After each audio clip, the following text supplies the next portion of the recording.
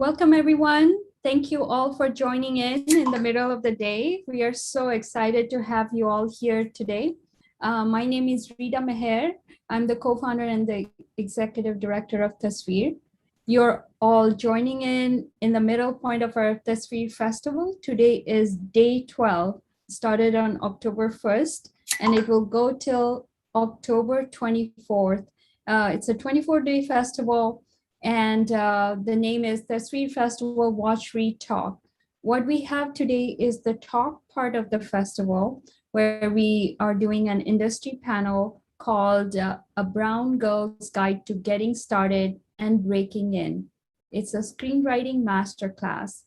And today with me, I have the honor to have Shivani Srivastava, who is local, a Seattle-based screenwriter who examines relationships, family dynamics, and immigrant experiences through the lens of comedy. And she draws on her experience as a journalist and her family roots in the fine state of New Jersey. She has various projects in development with major production companies, and Shivani has a BA in English and journalism from NYU and an MA degree in South Asian Studies from the University of Washington. She is rep by Affirmative Entertainment in A3 Artists Agency. And her first feature film screenplay, which is in post-production, Wedding Season, you will be seeing soon on Netflix. So it's my honor to welcome Shivani Srivastava. Drum roll, please. Hi, Rita. Thank you for that wonderful introduction. And I will get started with that. So as Rita said, I'm Shivani. I am a screenwriter working and living in Seattle. And today I'm going to share my journey with you. So my tips, my resources, my hard-won lessons, all the things you can't really find in the screenwriting books out there. And I know there's a lot of them. And the things that I wish someone had told me when I was first starting out. So I figure we'll take a look at three things. Tackling that first script, there's getting your work discovered, and then there's actually working as a professional screenwriter and what that's like. I'm mostly coming at this from the perspective of writing feature films, but these days TV and film are so intertwined. Hopefully there's good tidbits in there for anybody who's interested. And the other thing I'll say is feel free in the Q&A panel to pop your questions in there at any point. I'm happy to pause at any point in the presentation and answer those. So with that, I won't spend too much time on my bio because Rita covered it, but I will tell you that my screenwriting journey started about 10 years ago. So I was working as a freelance copywriter, and I was telling myself, you know, there's got to be something more. I had always wanted to be a screenwriter, but I was too intimidated. You know, I had gone to NYU for my undergrad, but I didn't study film because when I looked at film school, I didn't see people who looked like me. It didn't seem like it was something that was for me. And so I worked in every other type of writing. I worked in book publishing, journalism, copywriting, and it finally took me turning 30 to admit, you know, this is what I want. And the truth is, I think like a lot of writers from different backgrounds, we're scared that nobody will care about the kinds of stories we want to write. So what did I want to write about that was so scary? Well, this sounds absurd now, but I grew up on romantic comedies like When Harry Met Sally and Moonstruck. And I thought, you know, I want to see a Indian American romantic comedy about my life that reflects my world. I wanted to write the Indian American romantic comedy I was dying to see. And now I think that sounds so simple when we look at, you know, shows like Never Have I Ever or the success of Crazy Rich Asians, but it wasn't 10 years ago. At the time when I first started writing Wedding Season, people would tell me that a movie like that just couldn't get made. You know, romantic comedies were dead. There are no bankable South Asian actors to play those parts. No studios want to invest in something so niche. But I wrote the script anyway, because there was nothing else I wanted to write. And so this is that movie. This is the movie that people told me would never get made. It's wedding season and it's coming out on Netflix next year. And I think the lesson is that you really can't predict all the ways that the industry is changing and will continue to change. There's been the rise of streaming, which has been great. Big Sick were a huge game changer. And there's also just been this amazing rise in diverse talent, particularly in acting. So that brings me to my first tip, which is write what you want to see. Don't write what you think the market wants to see. Write what you want to see. And I love this quote from Jordan Peele. Write your favorite movie that you haven't seen. Don't worry about whether it's going to get made.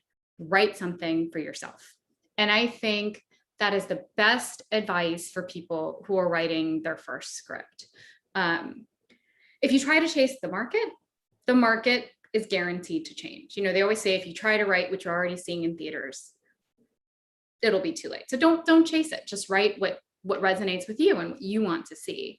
And if you make your script an example of what you do best, of your voice, of what you're good at, of what you're passionate about, one way or another, it will open a door for you.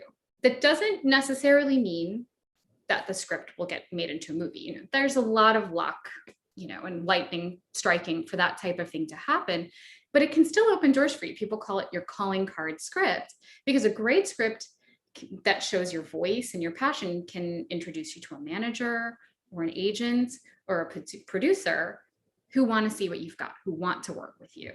At the end of the day, nobody knows for sure what is or isn't going to work. And on a previous slide, I had this famous quote by the screenwriter William Goldman: nobody knows anything. And it's cited a lot in the screenwriting industry because at best, it's an educated guess.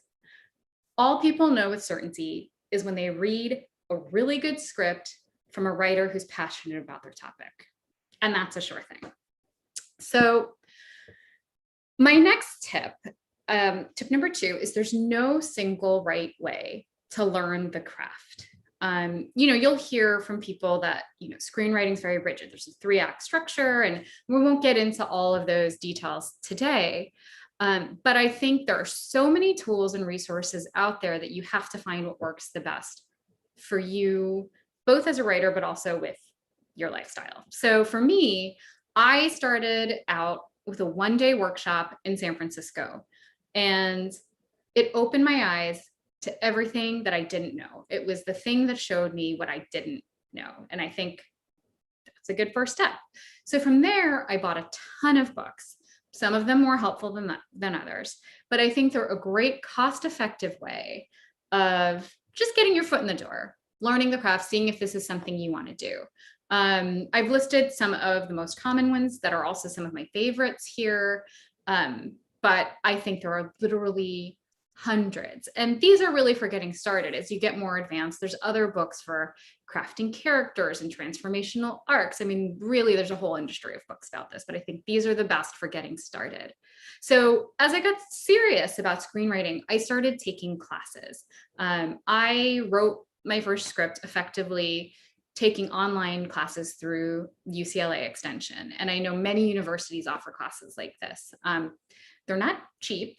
They're not for everyone, but they worked for me because they got my butt in the chair with, I had my freelance work deadlines, I had kids, but they forced me to really sit down and make the time to submit 10 pages a week, right? So it helps you establish a pace, and you also meet other writers who are trying to do the same thing, which is worth a lot. And we'll talk about that in a little bit. So now the more I wrote after taking these classes, and there's also, masterclass online, which some of you may have heard of. They have recorded courses from people like Shonda Rhimes and Judd Apatow, a great resource. And there's also local classes where you can actually meet people in person. So I also recommend that. But the more serious I got, the more questions I had. A podcast I really want to recommend strongly is Script Notes by John August and Craig Mazin. And it covers everything from the business side and trying to wrap your brain around how that works to nitty gritty craft stuff. even formatting and character development, everything you could possibly think of is covered in this. And the last resource, which I would say is actually the most important, is reading other screenplays. Nothing else will give you a feel for it better than reading the best of the best. And so this was a great tip somebody told me that I wish I had known sooner. Every year, the annual Oscar-nominated screenplays are released for free online for anybody to download. And I think some of them get pulled down, but I think you can go back for years, decades, and find Oscar-nominated screenplays for free and read them. There's also the Script Lab, which is a really great library of scripts, and Blacklist, which I'll talk about more later, is a platform where screenwriters can get discovered, but they also list the best unproduced scripts of that year. And so you can go and read what your peers are doing, what's new, what's considered the best right now, but it hasn't actually been turned into a movie yet.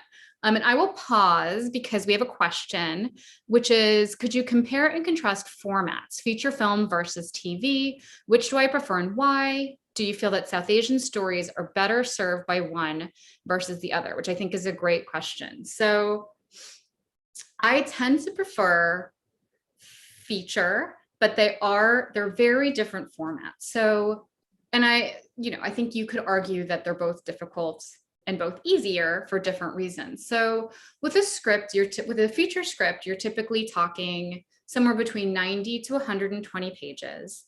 And you have to have, a story arc and a character arc that's resolved in that amount of time in a satisfying way for an audience, which is actually a very difficult thing to do in an hour and a half to 2 hours. But I think something that's fun about it is you create this very contained world, and you bring that to life.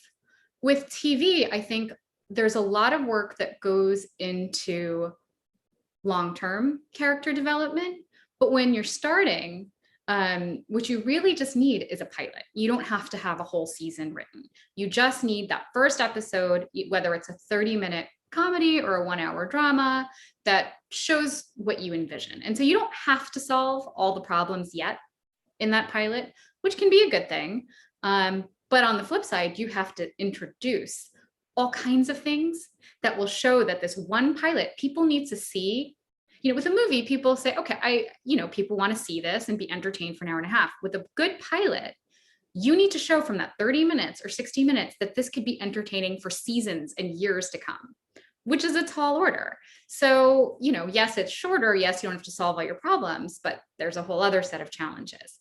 I prefer features just largely because I'm a movie person. I've always been a movie person. I also have been writing pilots. I've sold a couple to to production companies that are in development. We'll see what happens. But binge watch movies. So I think it's also which one's your first love, and that's kind of how you decide. In terms of South Asian stories, nowadays I don't think there's one better path. I just think it's which way that you think you can tell your story better. So they always say, if you can't resolve something a romantic comedy, of course, great movie, they fall in love. A TV show is more like, this couple gets married, their parents move in. What is that life like? It's an exploration of a theme over a long period of time. There isn't necessarily this clear resolution. That's served better as a TV show. So I think it depends on the theme, but I think nowadays you're seeing talent and success both in the feature and in the TV realm. So I would say no need to be constrained by that. So hopefully that answers the question. Okay. And then I will move on to my next tip. Oh, sorry, let me go back. Actually, let me finish one thought on craft. I won't go back on the slide because this is a good one to look at. But one last thing I wanted to say on craft is, and this kind of goes along with the question, don't get caught up in trying to make it perfect. Just get that first draft done. I think that's the most important thing in learning the craft is just write your first script. There's something that in the industry people call your vomit draft. And I'm a huge advocate of the vomit draft. And I learned the hard way. So my first script, when I first started out on wedding season, I don't even know how many times I started and restarted and I couldn't get to the end. And so one thing I've learned is, once you have your premise and you've kind of done your character studies, you do an outline. I'm a fan of an outline.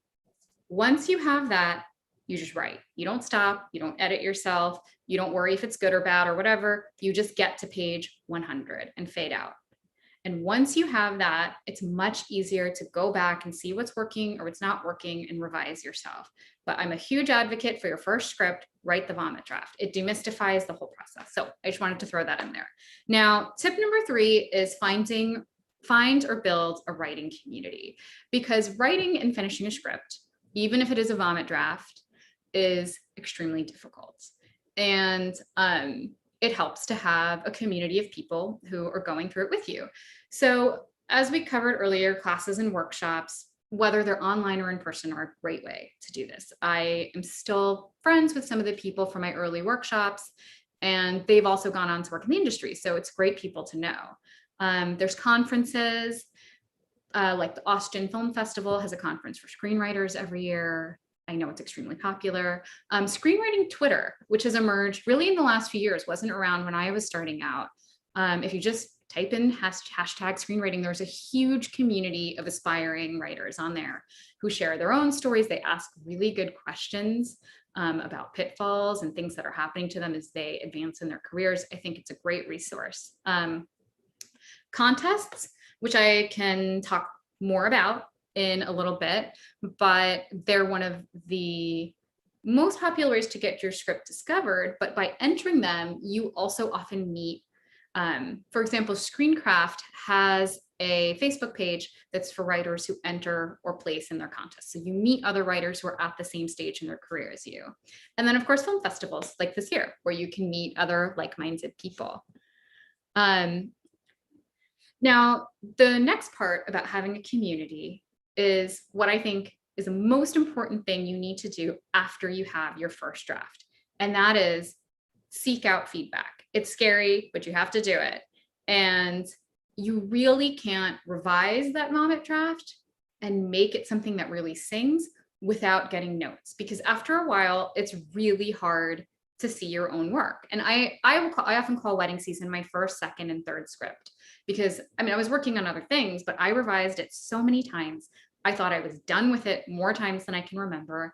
And I realized it's a format where you're never done. It's a living, breathing thing that you're continuing to revise up until the day the movie actually shoots, assuming you're lucky enough to get it to that stage.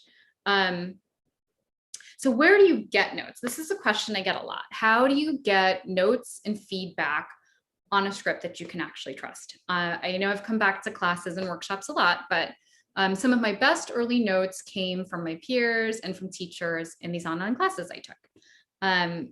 There are also something called coverage services.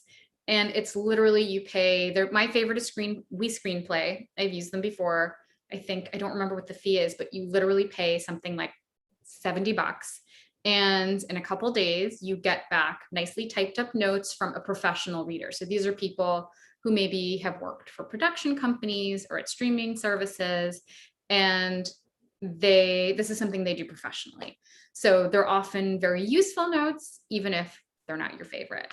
Coverfly peer-to-peer. So Coverfly is a discovery platform where screenwriters can post their work, aspiring screenwriters can post their work and get discovered by the industry. They also host contests, and they have something new called Coverfly peer-to-peer, which I have not used, but it's a way for screenwriters to exchange work and give notes to each other, which I think is a great idea. There's also the Blacklist, which I'd mentioned earlier. They have this famous list of unproduced screenplays, the best unproduced screenplays of every year. It's also a platform where you can submit to have your scripts evaluated by professional readers and get part of their scoring system, which I also have not used Blacklist, but it is extremely popular within the industry. And then, like I said, screenplay contests, when you enter them, you often get notes back. And that would be something to research when you're researching contests. I'll cover them a little bit more in the, after this. But many of the best and most reputable screenplay contests, when you pay that entrance fee, because they do cost money to enter, you get back notes. And in my mind, you're really paying for the notes. The notes are the value in entering these contests. So I'll talk more about that later. And then of course, family and friends who, you know, they may not be able to speak to formatting and structure and all that, but if you're writing something that's, say, from your world or from your life, may be able to provide thoughts on that. And that's a value too.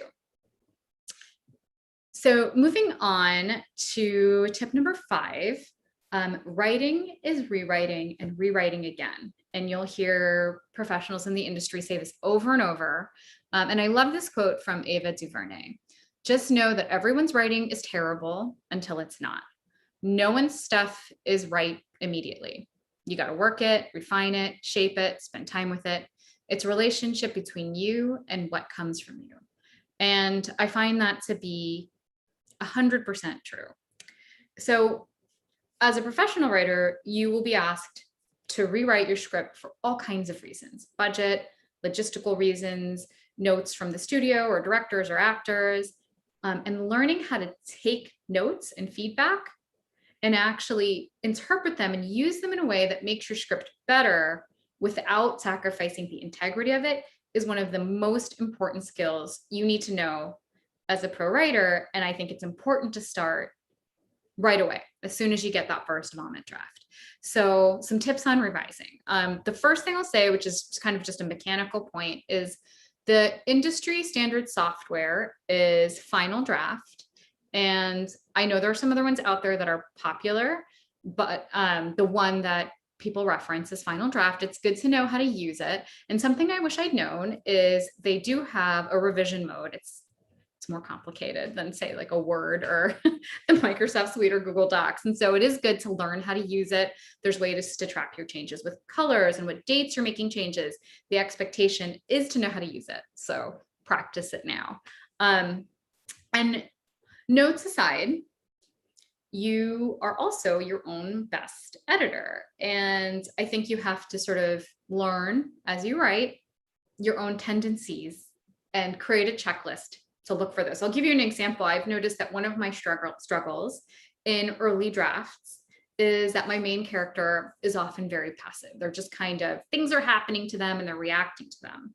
And you sort of learn as you go through writing scripts, you really need somebody who's actively making decisions and choices throughout the script for it to be engaging. So knowing this about myself, that I literally have a checklist item that's to go through various points in the script and make sure I have an active character. Another tendency I have is I really like to write scenes that are like a nice little vignette. They're cute, they're funny, they're beautiful, but they don't connect to the plot or the theme in a meaningful way. And as I've learned, those scenes get cut, you know, in a professional setting. So learning to go through my scenes and make sure that they're all connecting in a meaningful way. So that's a way which you can learn to become your own editor too. And I see there's another question. What approach have you found worked best for you to know when to take feedback, i.e. it's good feedback that you should address in your script versus not? Such a good question. Definitely one worth pausing and answering now, and one that I'm still learning the answer to.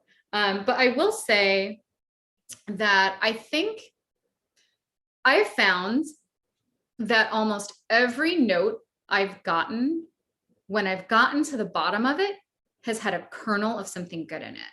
And so I would say the first thing to do when getting feedback, if you don't agree with it, is to pause and not react.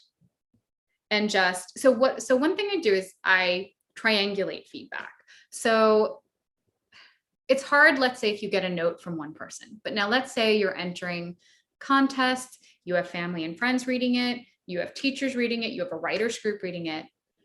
I would basically create a document where I would track all my notes. I'd input the things I kept hearing over and over again. And typically there were like 3 things or 4 things that seemed to bubble to the top that would keep coming up again and again. Now, I didn't always agree with the way that people suggested changing it, because to me it felt like, well, that changes the whole script, or that's not my intention, or that's not the theme I'm going for. And then I realized that only you know your script that well. Nobody else will know your script the way you do. And so when people give you feedback or a note, they often are not diagnosing the problem. So you have to like separate the note from what's actually wrong with your script. So when I get a note, you know, I'll spend some time thinking about it, and then I'll go look at my script and I'll see how it actually fits in with the theme and the plot and the story that I want to tell. Now, oftentimes I'll realize the thing that the person is saying in the note and the thing that they think needs fixing is different from the actual problem. And so this is so hard to explain without having an actual script example to share. Let me see if I can come up with an example. Well, here's one. You know, oftentimes you'll hear people say, you know, I just feel like the main character isn't very likable. You hear that a lot. So, you know, you'll start spinning your wheels. Well, why isn't my main character likable? What am I supposed to do about that? And then you go through your scripts and you look at each scene. And when I've gotten that note, one thing I found was this problem I shared earlier, which was, oh, my character's not actually making any decisions. They're just letting things happen to them. Okay, so one thing that when I'm hearing that people don't like my main character, I'm diagnosing the problem. They need to be more active, or maybe their dialogue is not as strong as it could be. So it's kind of like being a doctor. Like, you've got this patient who's like, you know, I've got this problem, and you have to go in and diagnose it. So I hope that's a helpful way of addressing it. So I try not to think of it as good feedback versus bad feedback. It's all just neutral feedback. And my job is to diagnose why I'm hearing that, if that makes sense. Okay, now there's another question. So I'm going to go right into it. Do you think write what you know is a limiting concept for a writer? Yeah, I do, actually. I'm glad you asked that question. I do think it's a little bit limiting.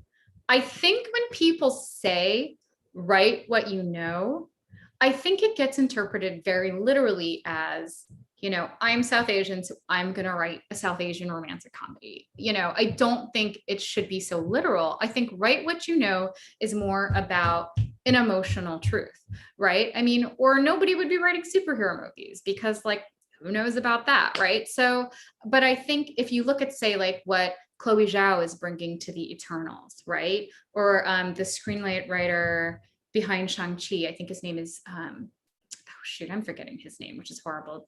Dustin Daniel Cretton, I think. I know he brought things from his own life into how he wrote Shang-Chi. So that's how I interpret write what you know, which is bring elements of your own life, your own emotional truth, and things that you've lived into the work that you're doing, but that doesn't literally mean it has to be a one-to-one correlation between your life and your script. So I hope that's helpful. Those were really good questions. And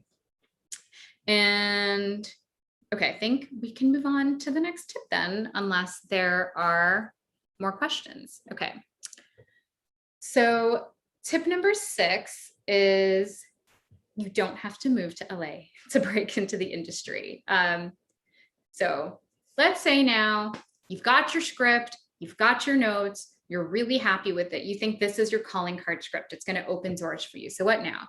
Well, I guess I'll say, if your goal is to be staffed on a TV show, or to have a writer's room for your own TV show, I think being in LA is still easier. Although increasingly, I do know that writers' rooms are happening over Zoom, so it's not impossible. But from a feature standpoint, thanks to Zoom, and I think just the fact that so much work is happening virtually now, and so many meetings are happening virtually now, it really doesn't matter where you are. So how do you break in then, if you're not in LA, or even if you are? So there's a big debate about the value of screenwriting contests, and I had touched on this earlier. They can be expensive to enter, they can be a long shot to win, but I will say that I got my start from the Screencraft comedy contest. I entered it on a whim. I think it cost me like $30, and my script Wedding Season ended up winning. And from there, I met my agent, my manager, I met the producer who brought it to Netflix. So you really don't know. There are people who get their start. And I also know that Geeta Malik, whose movie India Sweets and Spices is coming out in theaters, I believe, later this year. She got one of her big breaks through the Academy Nickel Fellowship, I believe. And the Austin Film Festival has launched careers of people I know. So it does happen. It's hard to say when it will or if it will. But the other thing I'll say is that entering contests it's a really good indicator of your work. So with my first script, I entered it in contests, 3 years before I actually got anywhere. And that first year, it didn't place in any way. I revised it based on the notes I got, because like I was telling you, contests will often give you notes. And the ones here listed, I think, are some of the most reputable ones that give the best notes.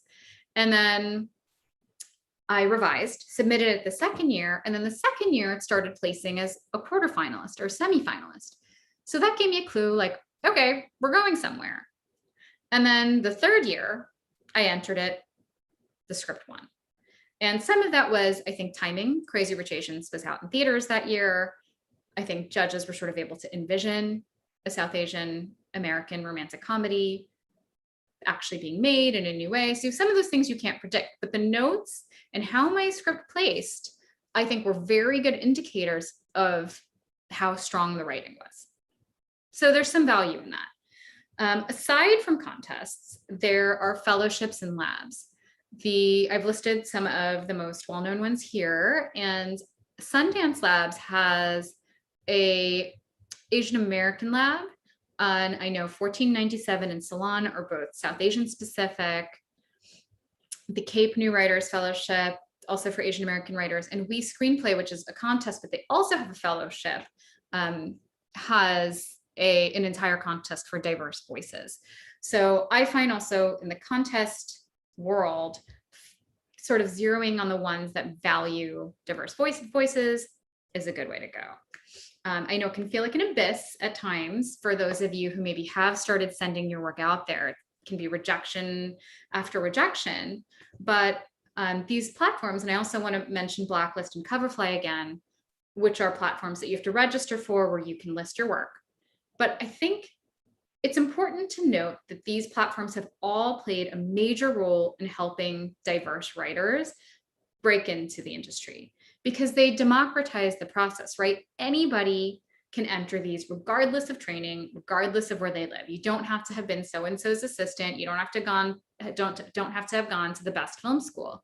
And in that respect, I think there's a great value in them. So that's my tip there.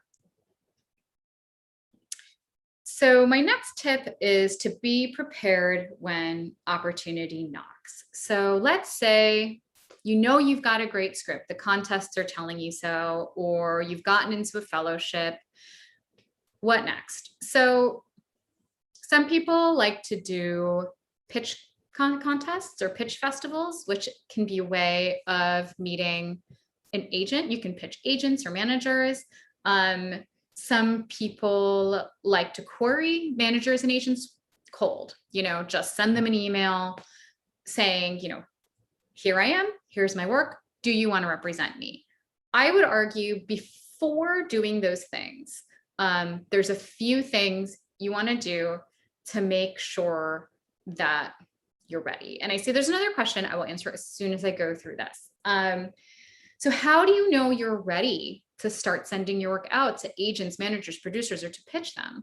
Well, one piece of advice I got, and I think this is very good, is to have 2 writing samples ready that showcase your unique style. When I won the contest with Wedding Season, I thought, great, let's get a manager. And the people at Screencraft very kindly said, you really need to have your second writing sample ready. And I had been writing other stuff. I just hadn't put in the time polishing it. So I took some time to really polish a second piece of writing that I thought was the strongest out of my samples. and make it something strong that showed what I could do.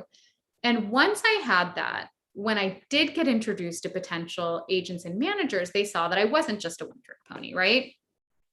The next thing I'll say is if you are starting to put yourself out there with agents and managers or producers or anyone, know what you don't want, but also be open to new possibilities. So, you'll get asked a lot about where you might see your work landing. Where is your dream for where it could land?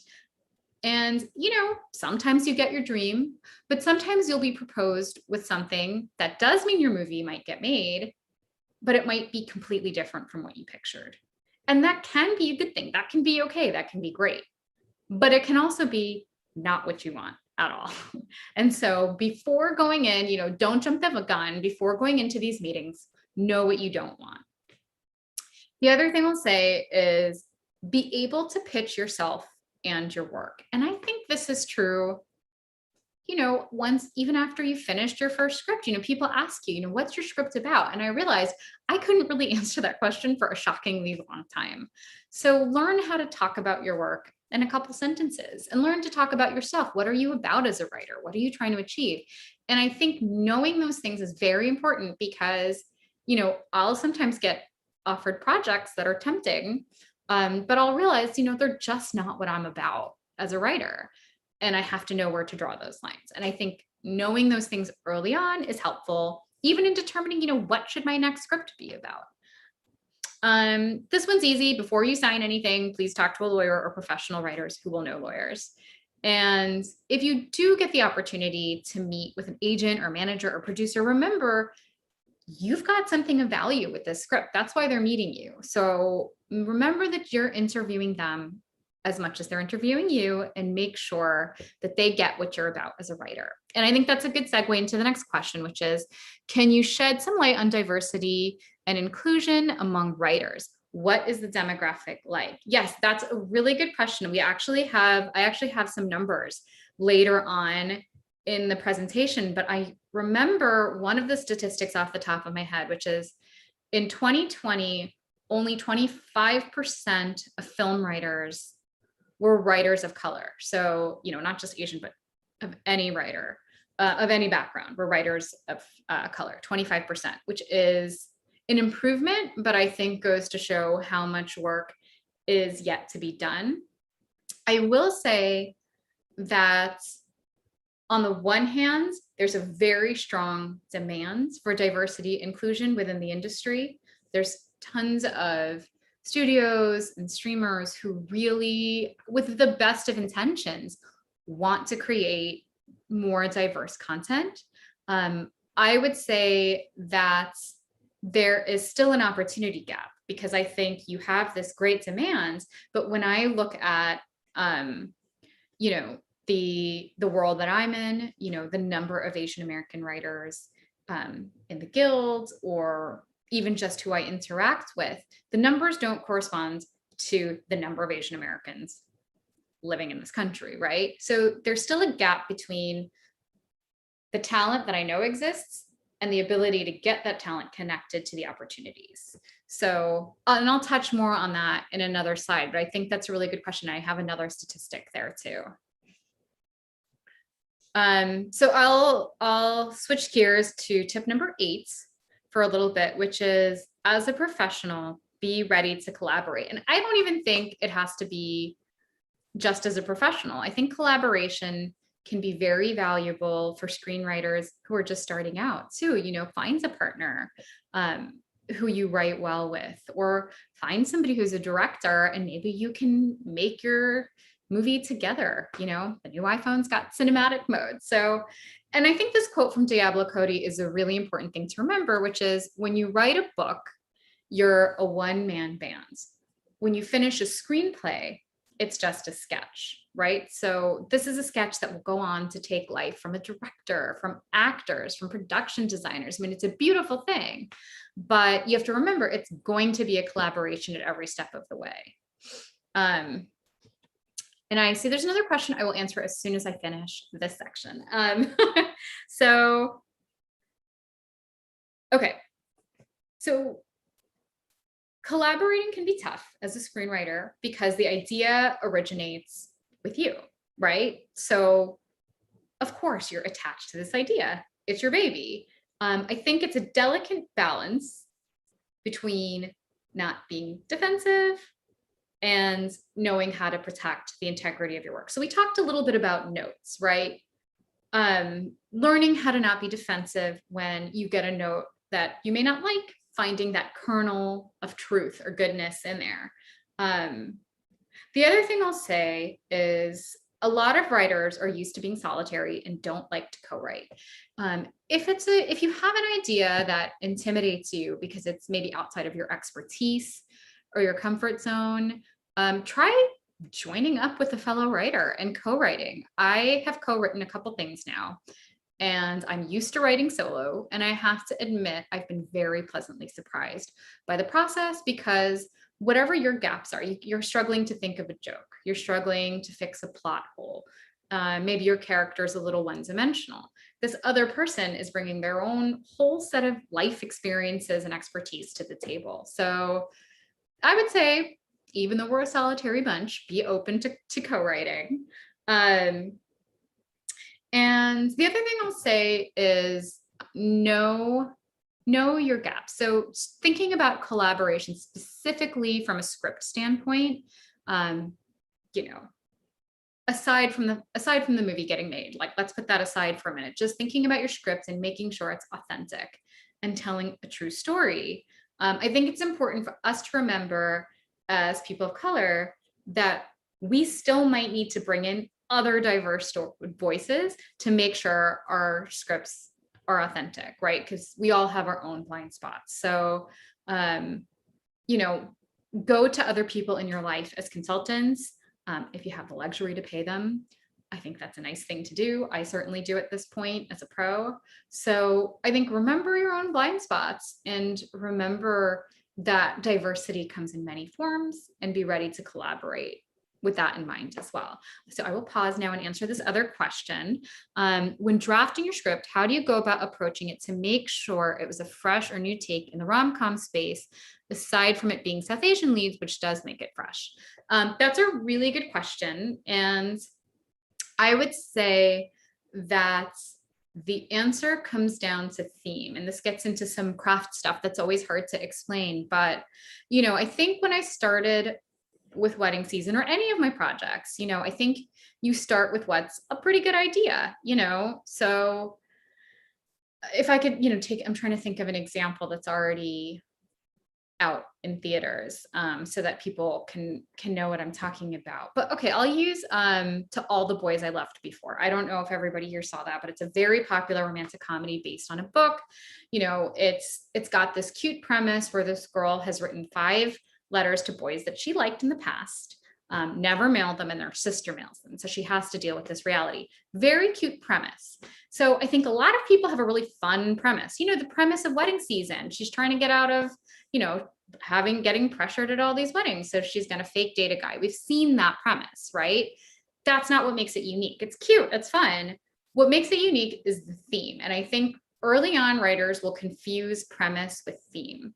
So, I think what really makes To All the Boys I Loved Before compelling is this story about this protagonist who's half Korean American, who's lost her mother, right? And that is actually the heart of the story.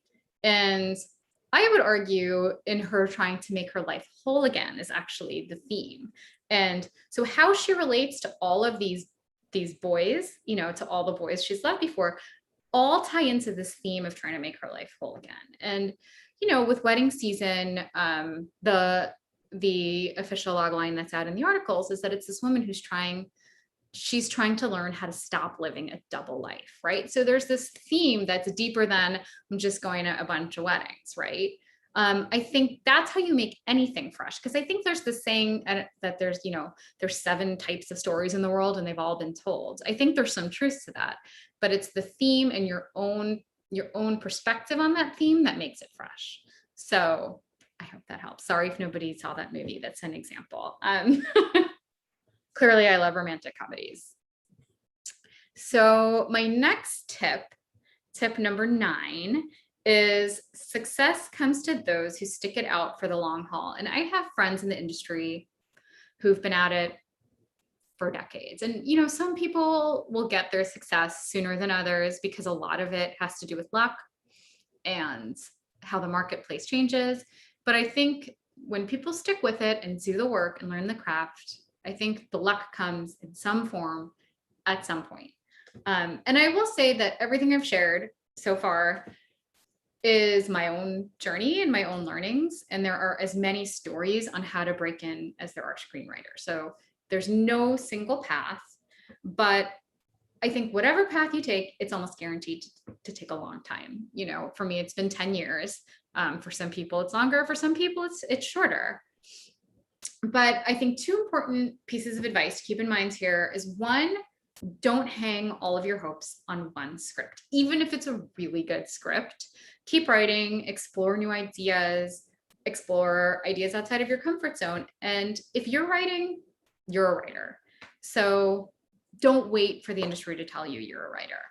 And the second tip is to expand your horizons, push yourself out of your comfort zone a little bit. And I talked about this, find filmmakers or other writers to partner with.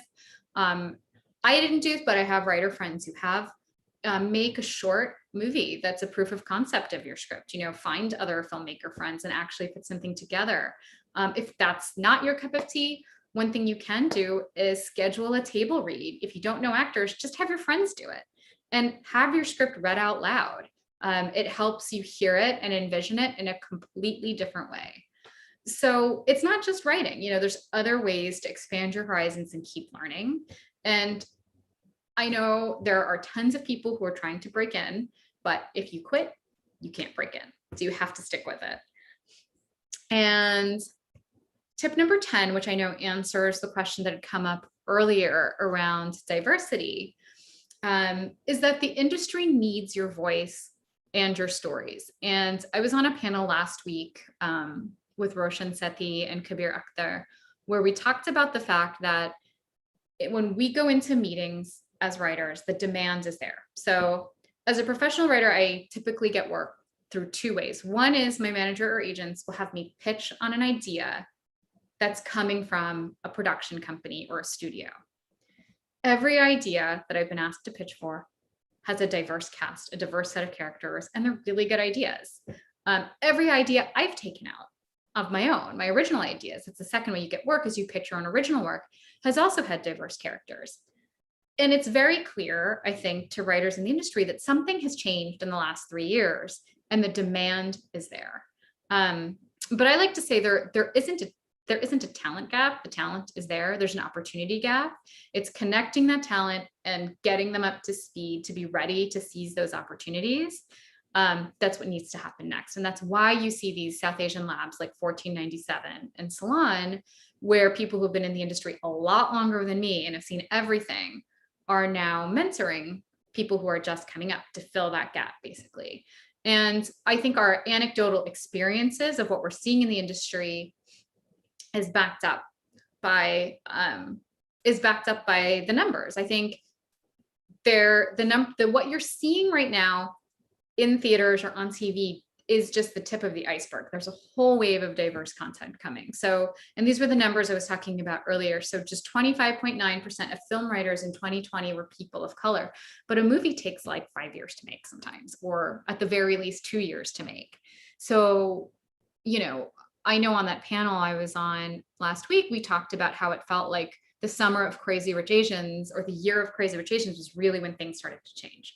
So you're really not going to start seeing the effects of that, I think, until, maybe next year or the year after. So the next couple of years, I think, will be huge for diverse content.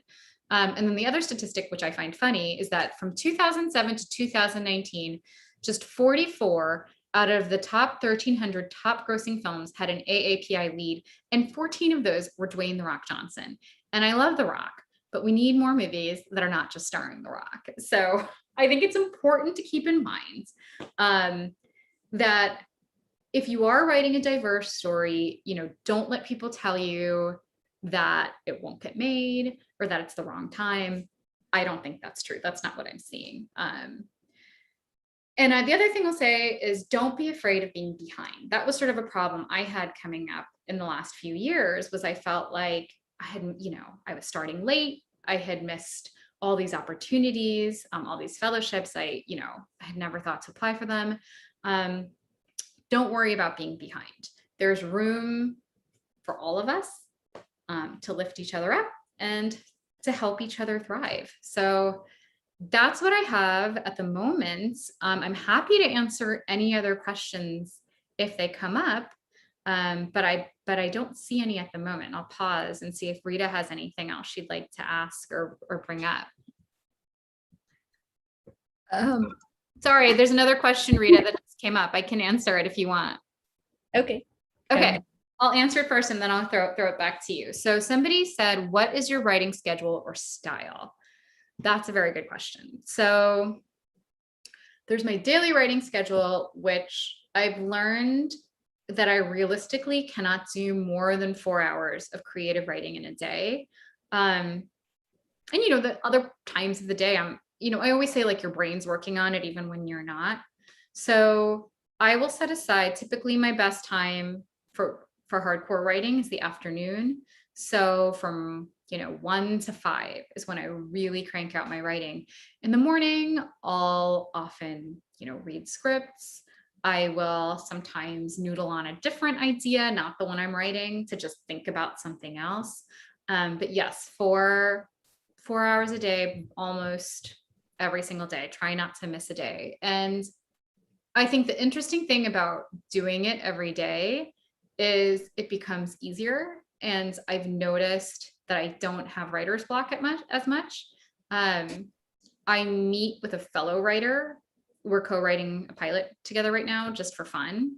We get together just for 1 hour every day, and we have to each bring a scene every day. So I will force myself, even if I'm not in the mood, to have that scene ready. So there's a benefit to co-writing.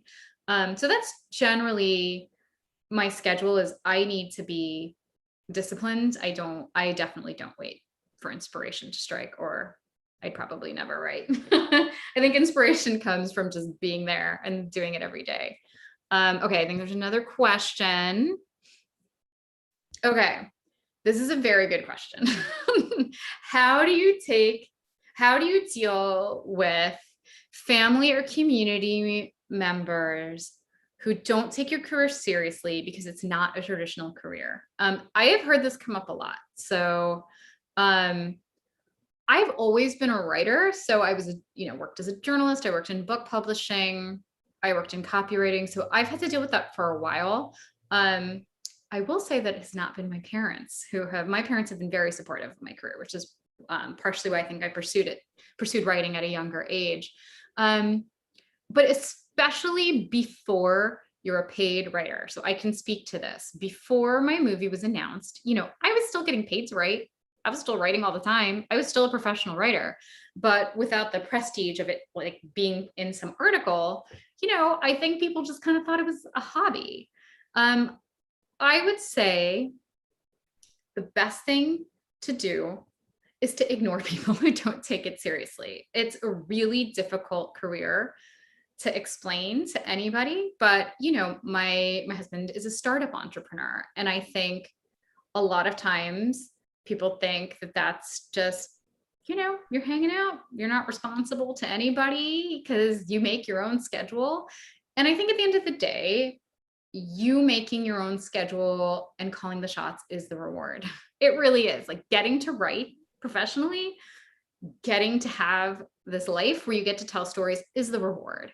And whether or not people think it's prestigious has, I think you have to get over that in order to get to the point where you're a pro writer, because of how long it takes. And when I look at the other writers I know who have had to deal with that, it was a challenge, but I think it just comes back to that point about sticking with it long enough to break through. Those early years, I was, juggling freelancing with making time for screenwriting.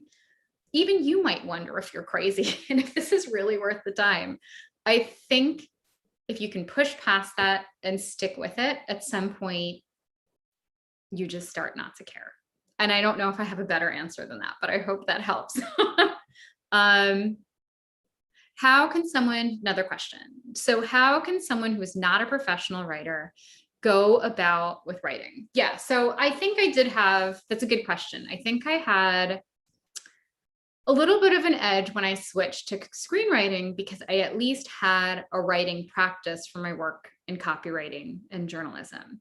One good way to get started, I would say, is I really, early on when I was first switching over to creative writing, I really liked the book, The Artist's Way. And I can tell you two of the things about it that I especially liked. One was this thing that they call morning pages. And I read it so many years ago. I don't remember all the details of it. I think it's written by Julie Cameron. It talks about writing morning pages. And so every day, regardless of how you're feeling, if you know what you want to write about, you just sit down every morning. And I forget the amount of time. I think it's like 30 minutes. You just write. Don't stop until your timer is done. And I think it's a good way of learning to get your ideas down and not censoring yourself, and also building that daily habit of sitting down to write. So that was a good one. And then I remember that book also talks about the importance of an artist's date. So with yourself. So if there is a form of writing that appeals to you, whether it's screenwriting or novel writing, it's spending time. And I don't remember if she had said once a week or once a month or whatever, but making the time to engage with that thing that you love. So we talked about reading screenplays, as a really good way of learning the craft. One thing I did early on, before I even wrote my first page, was I found a screenplay online that I loved. And I took it and I watched the movie at the same time. And it was a great way to learn sort of how what you see gets translated onto the page. So I think those are two great ways to start. And then I also think that screenwriting books, Save the Cat, if you specifically want to just get started on screenwriting, I think is a very accessible kind of step-by-step way to start building an outline for a screenplay. So those are some tips to get started there. Okay, another good question. Oh, I love these questions. So what is your take on how to deal with criticism within the broader South Asian community in regards to writing work, i.e. this isn't authentic, too many arranged marriage stories, etc.? Great question. So this is something that I know pro writers who are writing South Asian characters are dealing with. And what I've seen people say, and what I myself say, is that no single story can capture the multitude of experiences within the South Asian community. I mean, for example, I think, a large percentage of South Asian stories that get told right now are Indian. And we all know, South Asia is not just India. And I think until these gates open wider and we can have more stories being told, I think it's going to feel narrow. I think we're all going to hang our hopes on, I hung a lot of hopes on Never Have I Ever, and I love that show. But I know that there was also critique of it. And I think it's really difficult for, it's a teen show. It can't be all, very masterfully written teen show, but it's not going to represent all experiences. It won't be all things to all people. It's going to make mistakes. We see that we see that in all communities and all diverse content that's being produced right now. So I think the best thing to know is that, the best writing is specific. And so whether the specifics you bring to it are your own experiences or things that you've witnessed or things that you have studied or researched, you have to bring specificity to it. And the more specific you get with a character, the more things you sort of close out. And I think that's necessary in a character. You have to make a choice. So I think you make your choice, you own it. And if you're lucky enough to enter this space, you do as much as you can to try and help other writers break in and to try and open doors, with the powers that be. but that's my response, is we just need more writers telling these stories. So if a writer gives me a critique, I'll say, that's a great idea. You should write that story because we need it. So I hope that answers that question. And there's another one, which is, how much of the conventional wisdom do you accept / reject for South Asian script? I'm especially interested in, do you think Chekhov's gun rules apply, or would you introduce things for South Asian flavor? Yeah, so I always say that screenwriting is, actually, I don't say this, I'm totally stealing this from my teacher in San Francisco. She always says that screenwriting is a form, not a formula. And I very much agree with that. So there are certain things like the 3-act structure, or I think like with Chekhov's gun rule, that I think are essential to good storytelling, to creating suspense, to telling a story that ebbs and flows and follows a narrative arc. I think that's universal, and I think applies to all good storytelling. So I think when you're writing a South Asian themed piece of writing, I think all of those same rules apply. I think it's just finding ways to make that emotional arc satisfying by introducing things that are very culturally specific. So again, like, I think the reason why diverse content wasn't as satisfying in the past was you could often tell it wasn't written by somebody who knew that world, right? So I think as much specificity as you can bring in, and it's hard to do and it's scary because sometimes you feel like you're tapping into your own life. But I think as much specificity as you can bring in of something that actually happened to you, something somebody actually said, the better the writing will be. So I hope that answers that question. And now here's another one. So personally, did you feel accomplished even before your script got picked? Just wondering if the journey feels like a struggle until you get a break, or if it feels just like another job. That's a good question too. So I think it's a little bit of both or all three things. So I think in finishing a script, I felt accomplished. And I think what makes you feel accomplished as a moving target, the more you learn the craft. So I think finishing an entire screenplay and polishing it and knowing that it was decent felt like a huge accomplishment, because for years before that, I had tried writing, longer works of fiction in different forms and never finished. So I think just finishing the script is such an accomplishment. And I think it was a teacher at UCLA who said they throw a first draft party. I don't remember who said this. I remember reading that some professional writer whose book I was reading said that they throw a first draft party even now when they finish a first draft, because it's such an accomplishment. So I actually think finishing anything, and that's why I say do the vomit draft, is a huge feeling of accomplishment. So in that sense, I felt accomplished. And in terms of the journey feeling like a struggle, or if it feels like another job, I kind of at some point made it my job. Like I made it a job in terms of setting aside time every single day to just write. And there are days even now where I have that time set aside and I love what I do. And I'm like, I don't want to sit down and write.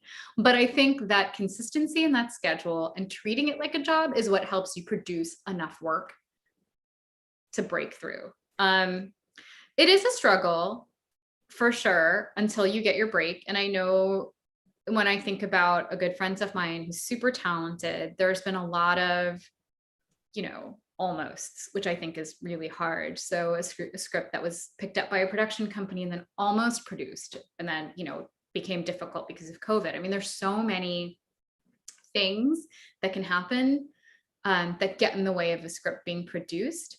I think the thing is, and I had tried a lot of different forms of creative writing, at the end of the day, I realized I just loved writing scripts. There was nothing else I wanted to do. I read screenplays in my free time. I listened to screenwriting podcasts in my free time. The more I did it, the more I wanted to know. So I think if it, and I'm sure creative writers in other fields would say the same thing, is at some point doing the writing itself becomes the reward. And it's what makes you willing to keep going, even though it can take a while to get that first break. So, and I would say that's how I felt. I mean, I remember for years thinking, I wish I could just meet that manager, or I wish I could just get this in front of Amazon or Netflix or whoever. And I think things happened in time the way that they did, because that's when the script was ready and that's when I was ready. So I hope that also answers that question. I believe that's all questions now, which have all been very, very good. So Rita, I don't know if you want to hop on now. Okay, let's see if I see myself. Do you see me? I can see you. I don't know if people see you. 1 second. Would you mind stop sharing then? Maybe. Yes, of course. No longer sharing. Okay, great. Well, thank you so much, Shivani. This was such a deep, even thought-provoking. There were such good questions. Personally, I learned a lot. These 10 tips for how to write your first screenplay is amazing. We have a recording saved. I'm going to watch it over and over. And for everyone who has joined in through different platforms, whether it's Facebook or Twitter or our CineSend the Sweet TV, there will be a recording available. And I'm so proud to say Shivani is local. And if there is anyone who wants to create a writing community, and if we occasionally ask for her help and feedback, we can reach out to her, and let's get our creative juice rolling and start writing our scripts. So because we need more stories like Shivani's and everyone who's out here. So thank you, Shivani. I hope you can join us again. Thank you for this great informative session. Thank you, proud Thespier fan and proud Seattleite. So yes, we'll do more things in the future. Yay. Thank you, everyone. See you soon. Thank you.